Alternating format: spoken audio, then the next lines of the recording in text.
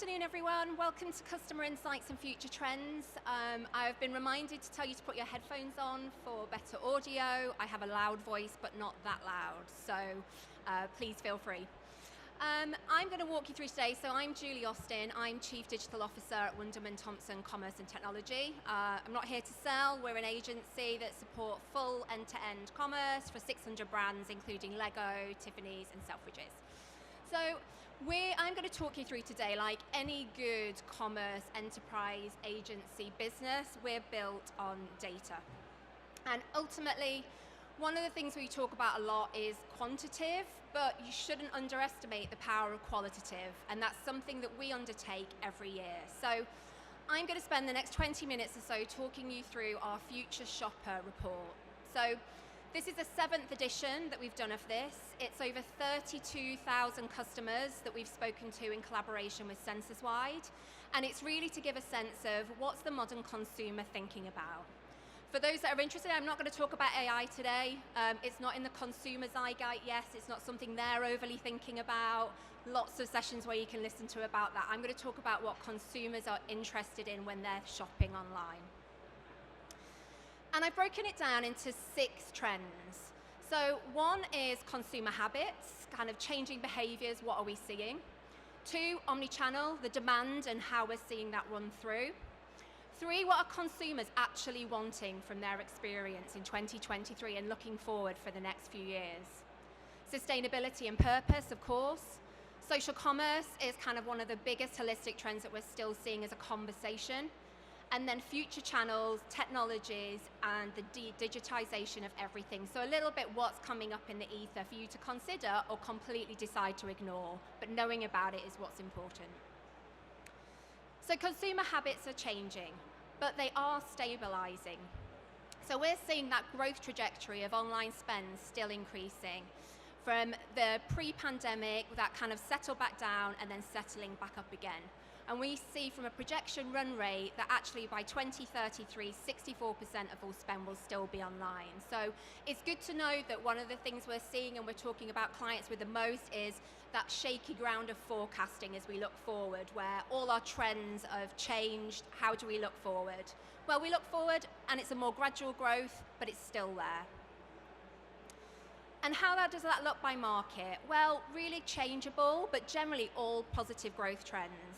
Developing kind of really quick, fast growth e-commerce markets like South Africa, we're seeing really good growth still, up 12% we expect in the next 10 years, and they've seen that growth even through the pandemic. And age groups as well. So for those that aren't focusing on your 65 plus, time to start having a look. Actually, we see kind of that real centralization and steady of online adoption across all age groups within the next 10 years based on future trend look. So everybody will become far more digitally native, digitally comfortable, and you should be focusing on your segmentation around all your age groups that are relevant to you and your brand. And the journey as a whole for everybody shopper now is fully digital. So 64% of inspiration from purchasing is now from online sources. 71% of the search process starts online. One of the conversations we have a lot is how much are you considering that when you're thinking about your strategy, actually intent and browser behavior rather than just race down the conversion funnel. And it's not just a D2C trend that we see in terms of adaptation, we're seeing the same with our B2B clients, markets and consumers as well. So nearly half of all B2B spending is currently online, and we see that growth continuing over the next 10 years, moving up to 57%. And again, it's really similar trends as we see from a D2C perspective. South Africa is still really growing, Brazil, but still really steady growth for countries like the UK. And one of the things that we talked about when we talked to our 30,000 consumers was why. Why is this kind of experience shift? What's happened? And unsurprisingly, the biggest response we got was working from home. And actually, when you look across all markets, it's really interesting to see how the working from home change of behavior has changed people's expectations of what online experience looks like, their device browser usability, which I'll talk about a bit later, but also the differences in countries with working from home adoption.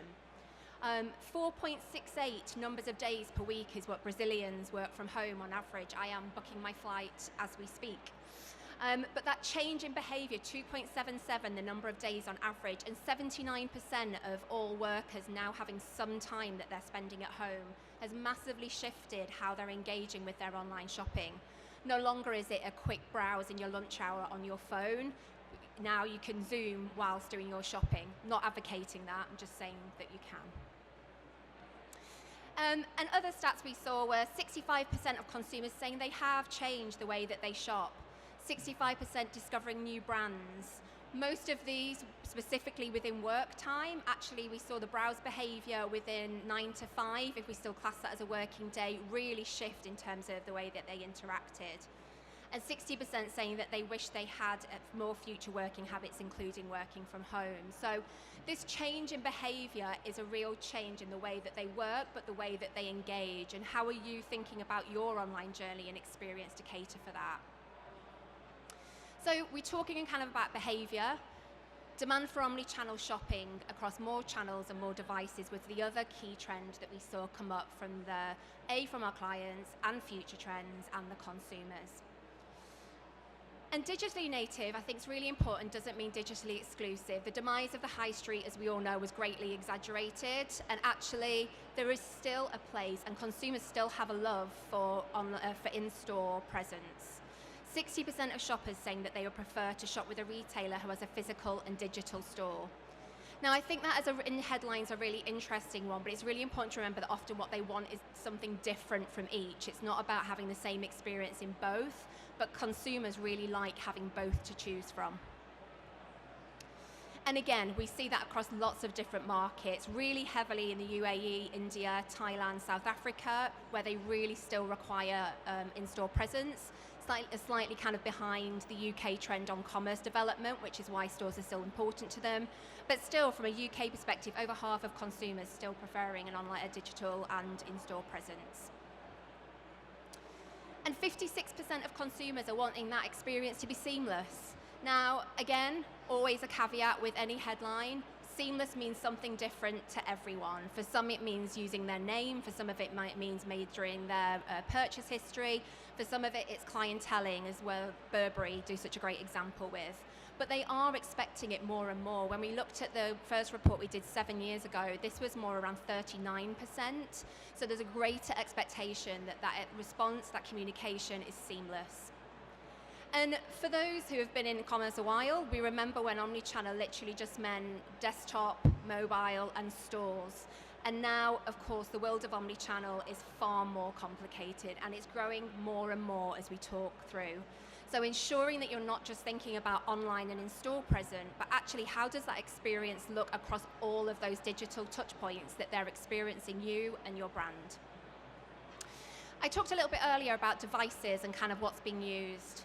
So again, the desktop, laptop, and mobile adoption rates and usability have become much more close. We saw about 5 years ago, again, when we did some of our early future shoppers, mobile was racing ahead. We all talked about mobile first strategy. We all talked about mobile only. And actually, again, that changing working experience, the rise of double screens at home in your offices where you can shop more on a desktop and a laptop means that that desktop experience is as important now as your mobile. But so is your voice, and so is the TV, and so is gaming. And again, it's about thinking which of those are relevant for you and your brand. But to state the obvious, omnichannel isn't easy, and it's one of the biggest conversations we have with business leaders. 94% of business leaders are adopting multi-channel strategies, but 47% of them are saying they just don't know which ones to adapt. The fear, the FOMO of not being everywhere is making people stop being somewhere. And I think really picking the channels that matter to you and your consumers, maybe even speaking to them, is a really good way to make sure you're getting the biggest bang for your buck. But despite this, and we're in the right place to say it, despite the desire for omnichannel, online is still coming out best.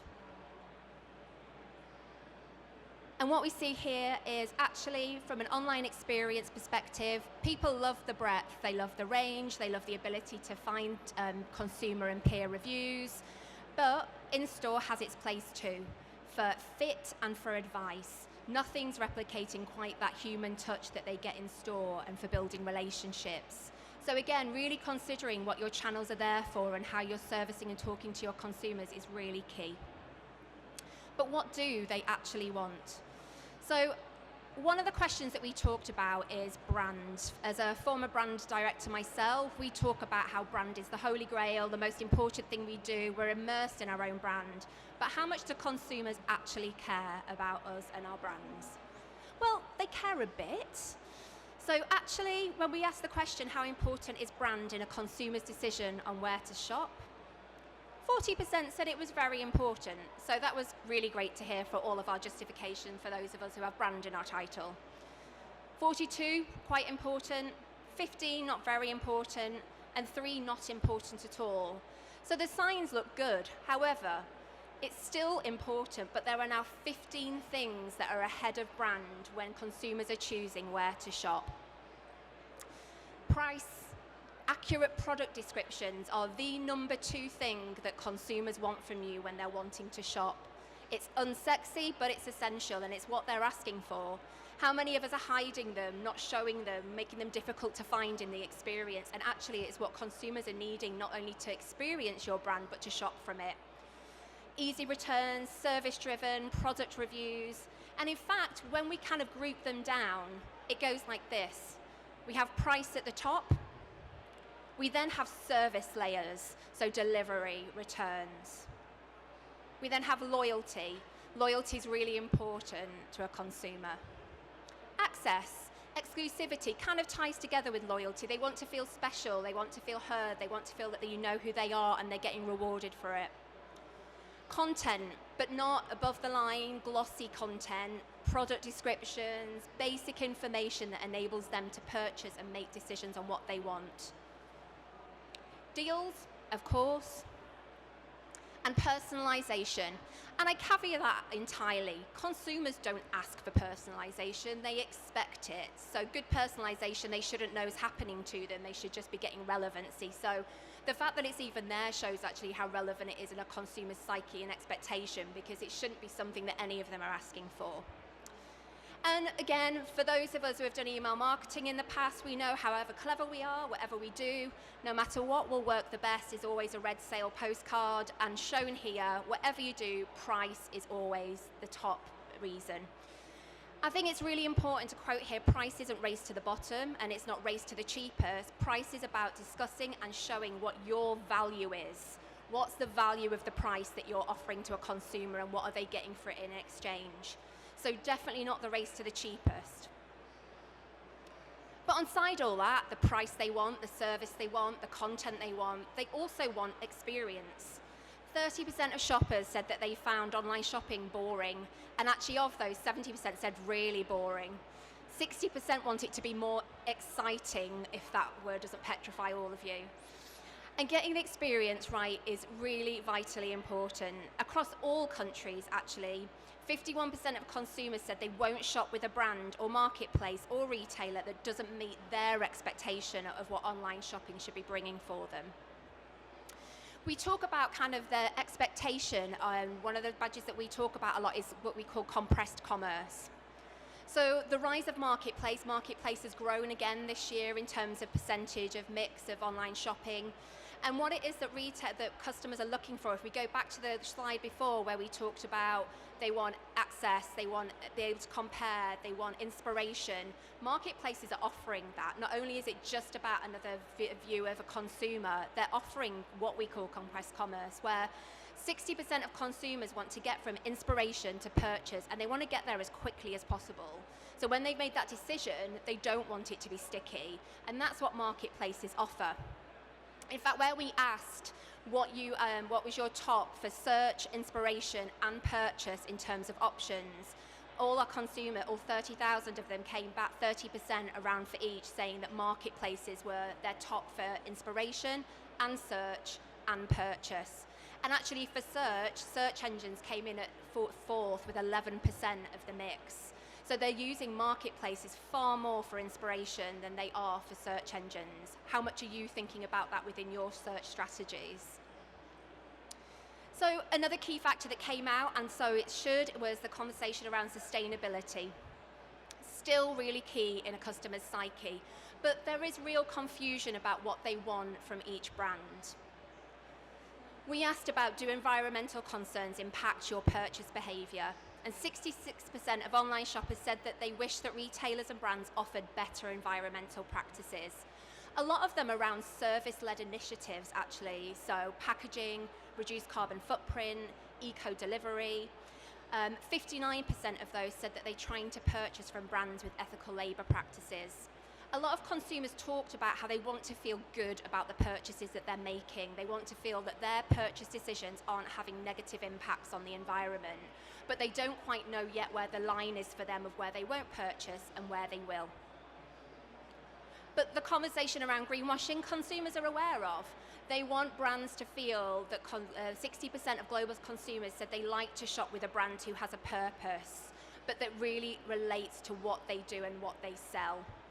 So really understanding that as part of your mission statement, understanding that when a brand and a consumer's landing on your PLP and your PDP, not just on your homepage, is something to really think about in terms of interaction with the consumer journey. And what happens when we put that choice in the consumer hands? There's been lots of conversations, and we had lots of conversations around environmental friendly delivery options and actually kind of what's the uptake.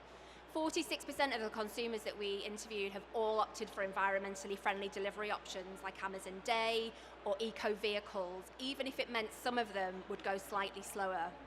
However, they want it all. Because actually when we ask them about delivery improvements, there definitely is that kind of counteractivability.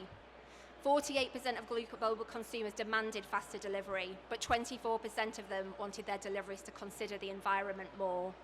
So it's about offering choice and about being really clear about what you stand for and why you stand for it, and offering delivery options and service options that are in line with that, because consumers are thinking about it.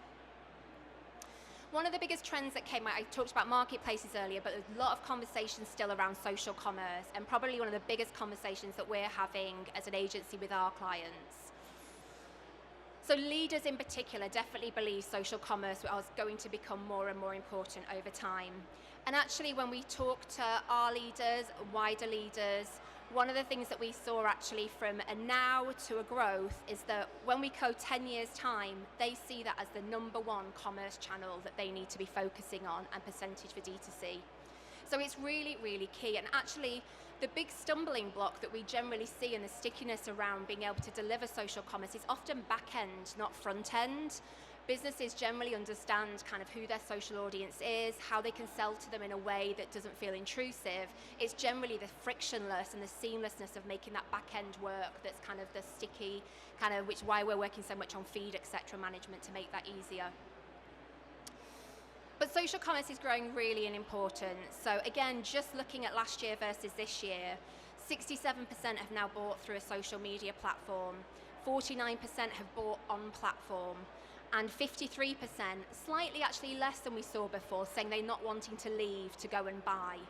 So those numbers are really increasing. And when we looked back to sort of 7 years ago when we talked about social commerce, we hardly asked anything about it. It's definitely something very prevalent and very growing.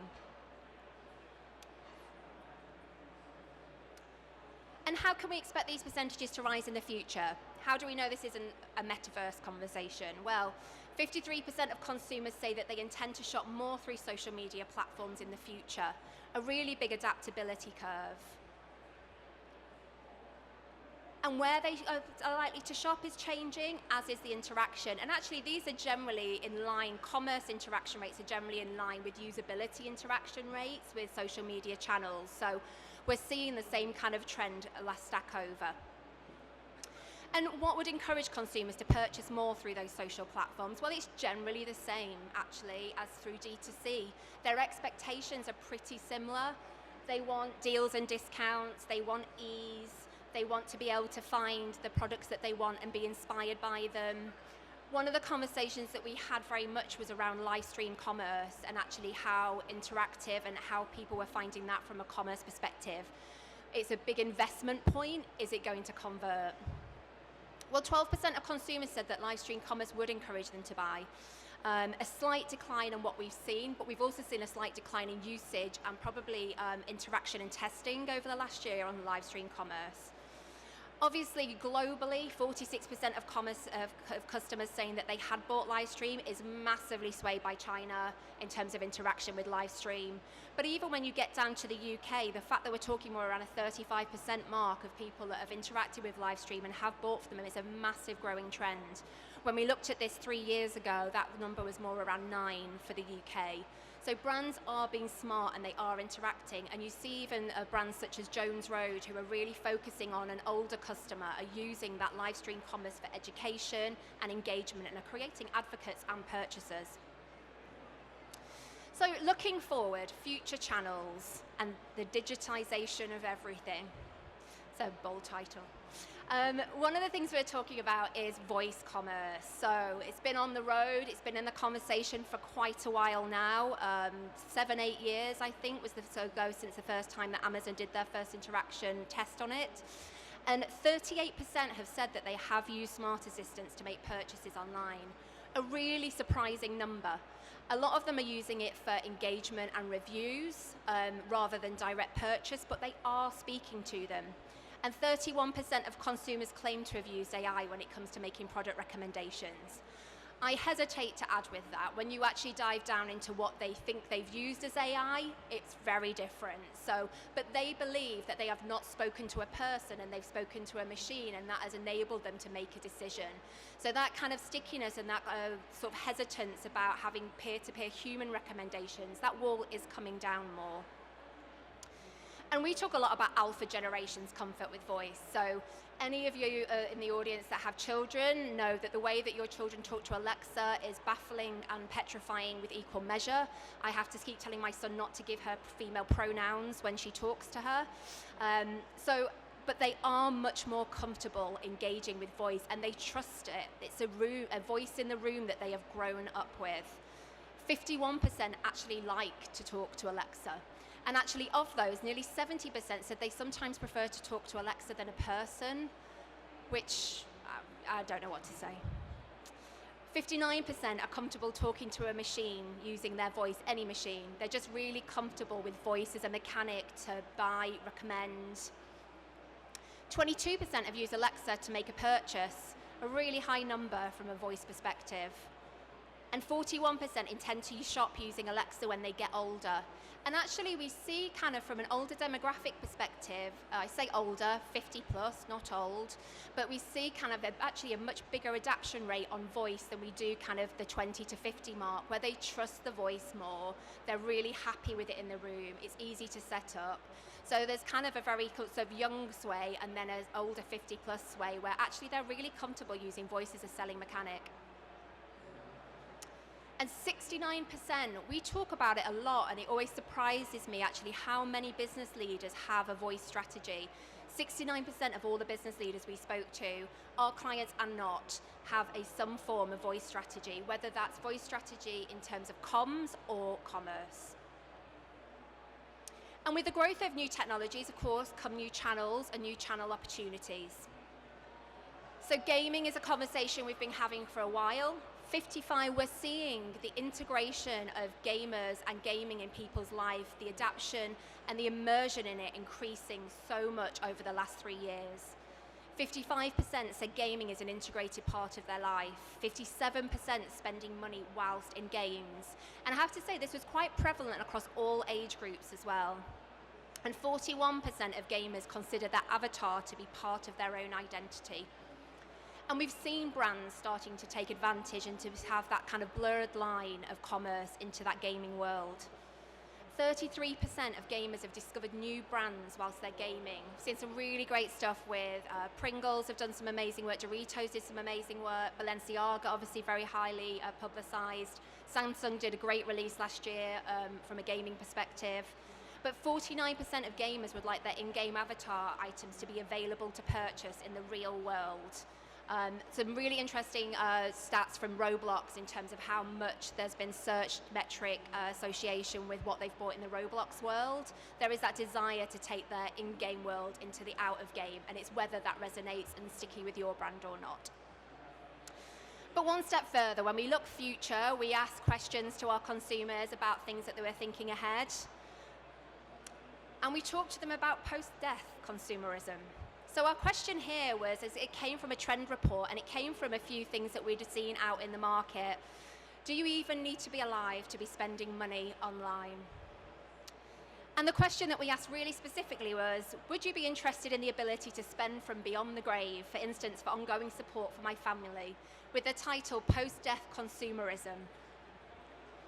45% of consumers would be interested. So not only now do we have a 24-hour shop, we now have a post-death one available. And really high in some markets, 72% of our Indian respondees would be interested. UAE 72%, Thailand 71%. And we're seeing some brands already start to interact with that. Avatars, can't believe I've put anything from a Kardashian in one of my presentations, but I have. I'm also talking about post-death consumerism, so who knew where this road was going? And we've seen Alexa, as we talked about before, starting to feature tests with the voices of your relatives. So I'd like to really be clear, I'm not advocating for post-death consumerism, but I do think when you look at the landscape of trends, understanding what's out there, understanding what's in the psyche, understanding what consumers, 72% of Indian respondees were interested in this. Understanding is really about assessing whether it's right for you, your brand, and your consumers. So I'll end with, so what? I have thrown more percentages at you than I think I knew I would ever do, but so what? What can you do with any of that information? So, understand the purpose of each channel to your customer. Create the best experience for their intent, not your KPI. So I think one of the things we talked about when we talked about digital experience, about the connectivity of channels, about digital footprint being much wider than your D2C site, is where are you speaking to those consumers, and are you speaking with them the intent that you're engaged with? Most of us here will have run a commerce team at some point. We know the race to conversion is an easy down a funnel one, but actually most of your consumers aren't coming to you through most of that journey with transaction in mind. So how are you servicing them and showing up for them? It's not just online, it's omni-channel, but with more channels come more challenges. And actually probably the biggest, we are probably having two biggest conversations. One is acquisition's so expensive, how do we make sure that we're focusing on retention and loyalty? Definitely a big conversation. And the other is, our organizational structure is not set up around the customer. They are set up around channel KPIs. And actually internal organizational structure is probably where I spend most of my time now supporting brands. So how is your internal set up to support your external customer? Experience is essential. Do you have an experience strategy, or do you just have a commercial one? Because you should have an experience strategy. And really redefining what your KPIs are as a commerce team to be driving traffic to other sources, to be driving engagement statistics, not just conversion, pounds and EBITDA one, is really essential to create long-term customer loyalty. Great content begins with great product descriptions. One of the things that actually normally gets given to an admin that no one pays any attention to is the thing that, from a content perspective, that customers are asking for more than anything. How are you servicing them? How much time are you spending on them? How rich are they to create great content for your customer? And service-led brands will win. Of all the things that we've talked about, no matter what the brand, the customers want best price, but they also want good delivery and easy returns. What does your customer expect from you? You don't have to be Amazon, but you have to be meeting what their expectations are of you as a brand. Sustainability and purpose, increasingly important, but obviously needs to be supported and needs to be true about who you are as a brand. Price focus doesn't mean cheap, it means value. And then really, as I just talked about, understanding the tech future, understanding the world of the gaming landscape, of voice, of post-death consumerism, of all those trends that are coming up, is really important to acknowledge, but also fine to dismiss. Understanding the landscape enables you to focus on where you'll get the most bang for your buck and be where your consumer wants you to be. So you can be proactive, not just reactive. And the future of the customer, well, of all those things we've talked about, of all those percentages of share, they come down to two questions. Start with you knowing who yours is. It's always surprising how few brands actually can truly articulate who their customer is and how they engage with them, where they are, how often they visit, and how many of them they even have coming every 12 months. And then what is their intent? In all those touch points, map your journeys, work out where your customers are, what the intent is in each of those journeys, and be there to service them. And that's me, thank you. It's QR code, please feel free to download, or there's some on the chair, but thank you for your time.